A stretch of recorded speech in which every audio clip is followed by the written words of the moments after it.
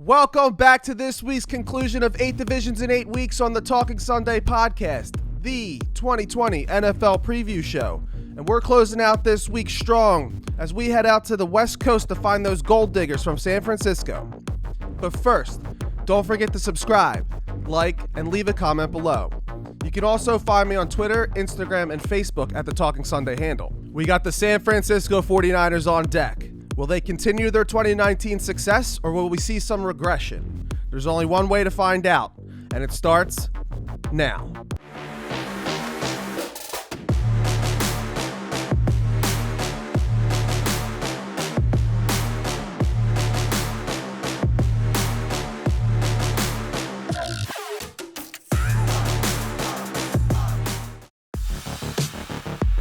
After two absolutely brutal seasons, head coach Kyle Shanahan finally got his team healthy and marched his way right to the Super Bowl with a 13-3 record. Although they came up short to the Chiefs, they still had a phenomenal season.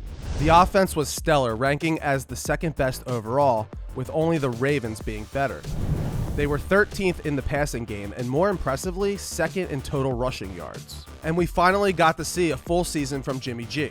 He was one of the more accurate quarterbacks in the league, but tends to miss a lot of big-time throws, especially that big one in the Super Bowl.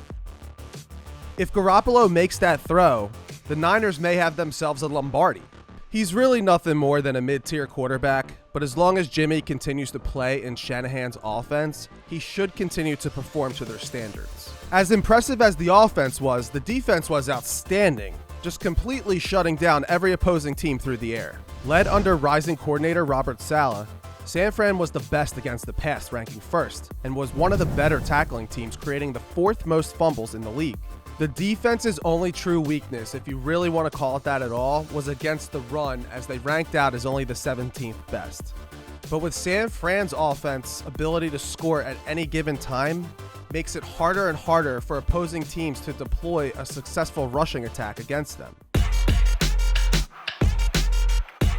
The Niners took a big hit on the defensive side of the ball when they offloaded defensive tackle DeForest Buckner to the Indianapolis Colts for their first-round pick in this year's draft. Buckner played 4 seasons with the Niners, being a consistent force in the middle, and ranked out as the 11th best interior defender in the NFL last year. After 13 seasons with the team, San Fran experienced their biggest loss with the retirement of left tackle Joe Staley. Staley had been the anchor of that line for years and was one of the best in the league. Fortunately for the Niners, another left tackle suddenly became available via trade after his displeasement with the Washington Redskins organization. The 49ers offense shouldn't skip a beat after acquiring Trent Williams for only a 2020 5th-round pick and a 2021 third. Other notable losses were wide receiver Emmanuel Sanders, who's getting up there in age, and running back Matt Breida. Breida has had some solid performances for the Niners, but was ultimately phased out by Raheem Mostert in a work share with Tevin Coleman. After trading Buckner to the Colts, the Niners now had 2 first-round picks in this year's draft, and with their first pick, they selected defensive tackle Javon Kinlaw from South Carolina. Although raw, Kinlaw has everything you're looking for to play the position at the NFL level. His size, length, and explosiveness makes him a nice replacement for the void left by Buckner. Being thin at the wide receiver position, the 49ers saw a golden opportunity to move up in the draft, and that's exactly what they did when they selected wide receiver Brandon Ayuk out of Arizona State. Ayuk fits the style and mold perfectly for what the 49ers are looking for. With his explosiveness, smooth route running, and after-the-catch ability, he'll be the perfect complement to breakout rookie Deebo Samuel. The 49ers will enter this season with one of the easier schedules in the NFL, and America will get to see them on 5 primetime games, 4 of which will be at home in Santa Clara. Paired with their division opponents, they draw very weak NFC and AFC East conferences, making games with the Jets, Dolphins, Giants, and Redskins a layup.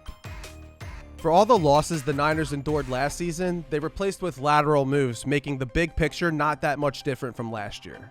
My one and only concern would be if quarterback Jimmy Garoppolo starts to show any regression moving forward. To me, it doesn't seem like winning is Jimmy's #1 priority, and after having a very successful season, you have to wonder how serious he'll be moving forward. He seems to like that limelight just a little too much. And no, I'm not just talking about his dates with porn stars, but how about his flirtatious interview with Erin Andrews? 8-0. How does that feel? Feels great, baby. Happy Halloween right back at you. Thanks so much. Definitely. No problem. It is Halloween. I mean, look, the guy is good looking and he knows it. He knows what he's doing. And I get it. That's fine. But when it comes to winning it all, I just don't think he's going to be the guy that can dig deep and get them over the hump to win that big moment. I mean, there were actual rumors of them trading Garoppolo during the offseason to acquire Tom Brady. The fact that that even got out into the media should demonstrate the organization's small sliver of doubt as well. Barring injuries or the ridiculous Super Bowl hangover, San Fran should be able to pick up right where they left off last season and steamroll right through their schedule. For those reasons alone, I have the San Francisco 49ers finishing first within their division with a 12-4 record, with possibly the first and only bye. Once into the dance, obviously anything can happen. There's a lot of good competition coming out of the NFC this year, and it should be a well-fought battle. But as long as Jimmy G is in the limelight, I'll always expect him to come up